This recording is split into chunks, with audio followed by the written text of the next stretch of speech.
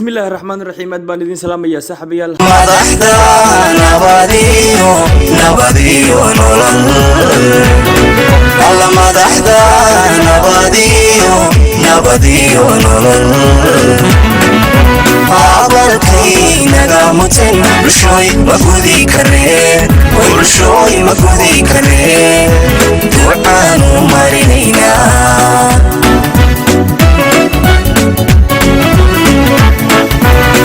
maamuus horseedii dole wasiiro mudaniyo xukuumad milgaladhiiso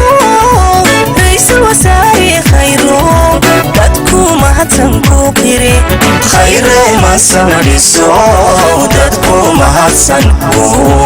qire wacan oo wanaagsan daawadayaal halkani waa channelka nabad iyo nolol ku soo dhawaada warka warbaahintan qodobada aan idiin soo gudbin doono waxaa ka mid noqonaya madaxweynaha jamhuuriyadda federaalka Soomaaliya mudane Maxamed Cabdullaahi Maxamed Farmaajo oo diray hambalyo ku aadan 15 May waqtiga dib loo furayo duulimaadada Soomaaliya oo shaaca laga qaaday Itoobiya oo gacanta ku dhigtay hub fara badan oo sharci darro ah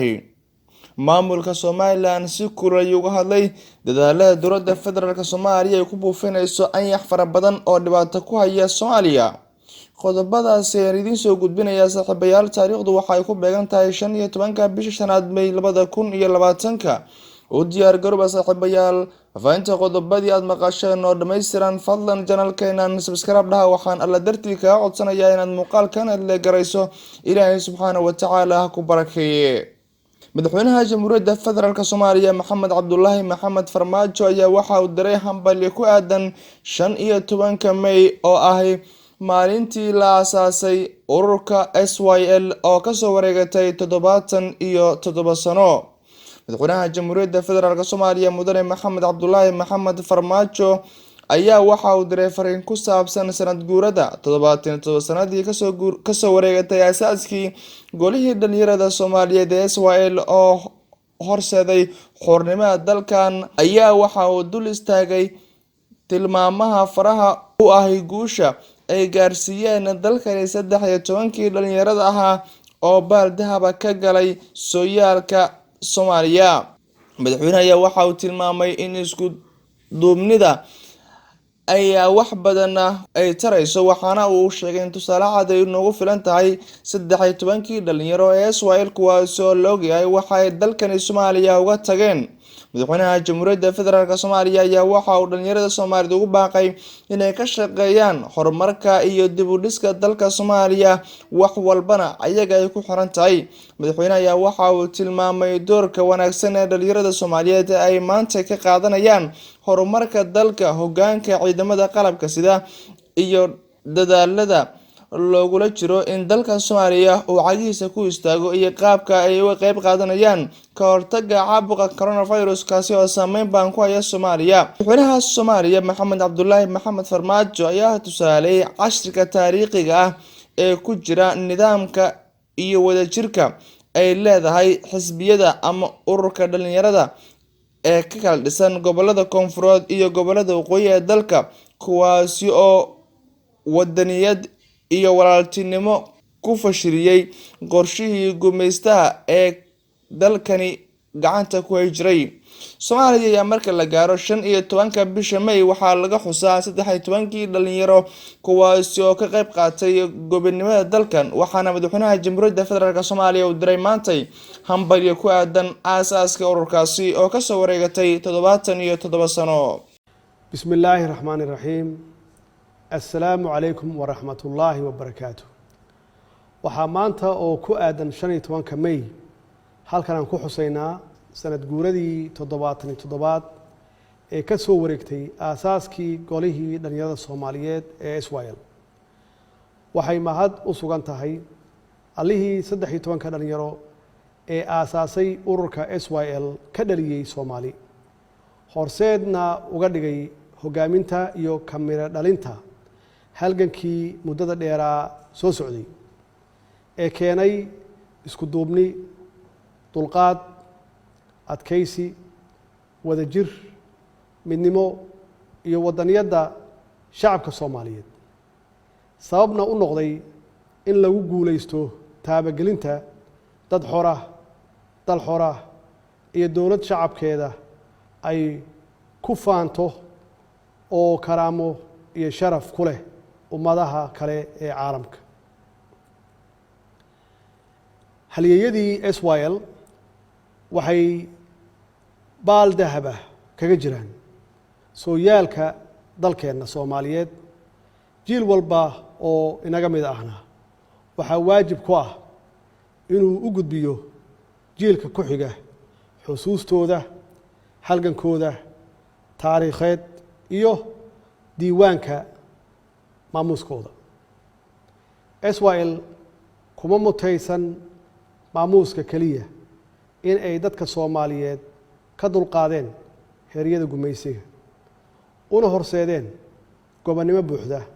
balse waxay u mutaysteen in caqabadaha waaweyn ee jilaafooyinka ay ka soo gudbiyaan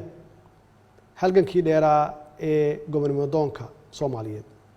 kuwaas oo ay ka mid ahaayeen shirqoolka shisheeye sida u kala qaybinta ummadda Soomaaliyeed ee waalaha ah qabiil kadibna xoog lagu xukumo. macnaheedu wuxuu yahay in jahli lagu hayo ummadda Soomaaliyeed ama aqoonta loo diido, dhaqaalahana lagala dagaalo si gacanta gumaysiga marnaba aysan uga maarmin ama ay ugu hoos jiraan, isla markaasna koox yar oo fakarka gumaysiga haysta ay u adeegsadaan ama loo isticmaalo kala qaybinta ummadda Soomaaliyeed. dalka Soomaaliyeed waxaa cashar dhaxalgala ugu filan taariikhda SYL oo muujinaysa kartida iyo geesinimada qofka Soomaaliga ah ee jecel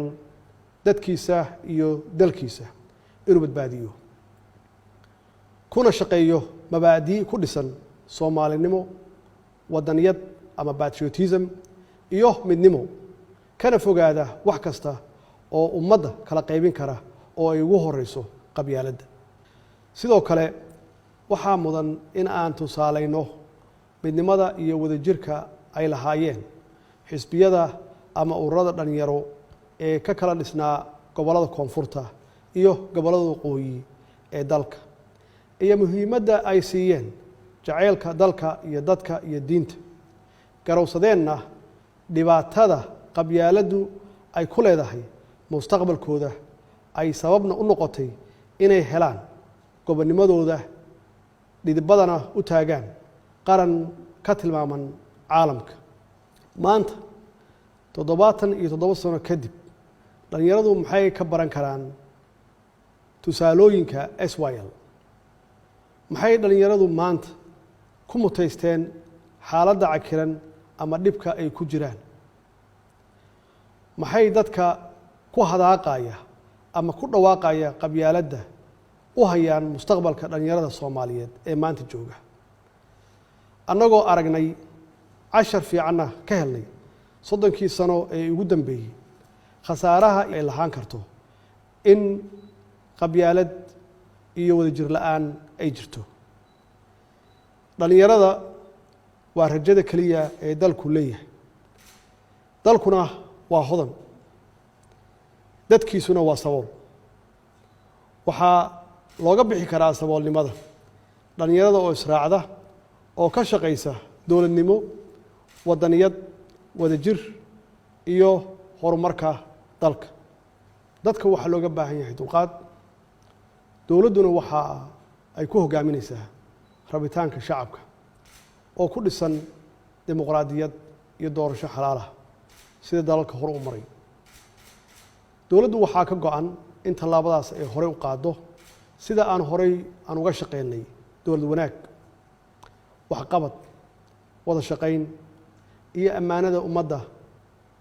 in aan loo isticmaalin dana gaar ah. waqtiga dib loo furayo duulimaadada Soomaaliya oo shaaca laga qaaday. waxaa maanta garoonka diyaaradaha Aadan Cabdulle Uthman Aadan Cadde ku degtay diyaarad sida qayb ka mid ah dad shalay laga qaaday magaalada Muqdisho oo haysta dhalashada Mareykanka, Kanada iyo qaybaha kala duwan ee wadamada reer Yurub. dadkaasi oo Soomaaliya balse haysta dhalashada dalalka ayaa Soomaaliya waxaa looga qaaday sababo la xiriira cudurkan coronavirus waxaana loo joojiyay duulimada Soomaaliya diyaaradahan inta badan Soomaaliya imaan jiray kuwaas oo ku aadan in coronavirus uu dalka saameyn baan ku yeesho maray ku-xigeenka garoonka diyaaradaha Aadan Cabdulle Cuthmaan Aadan Xadde Siciid Cabdi Caliye ayaa waxa uu sheegay inay jecel yihiin inay duulimada furaan balse ay ku xiran tahay xaaladaha coronavirus iyo sida dalkana uu hoos ugu dhaco kiisaska badan ee la diiwaan gelinayo sidoo kale waxa uu sheegay inay socdaan dadaalo adduunka ka socda kaas oo la xiriira sida looga hortagayo coronavirus waxaana uu sheegay inay suurtagal tahay in garoonka la furo bisha July isla markaana dadku ay ka soo degi karaan garoonka diyaaradaha ee magaalada Muqdisho Aadan Cabdulle Cuthmaan sidoo kale waxa uu sheegay in aysan awood u lahayn dowladda federaalka Soomaaliya inay qaato go'aan kaligeeda iyadoo adduunka dhan uu xiran yahay garoonka diyaaradaha ayaa waxa uu xiran yahay muddo ku dhow ama ka badan bil kadib markii dunida uu saameyn baan ku yeeshay caabuqa dilaaga ah ee COVID-19 gudaha warkii ka daawanayseen warbaahinta wararka nabad iyo nolol waa nabadgelyo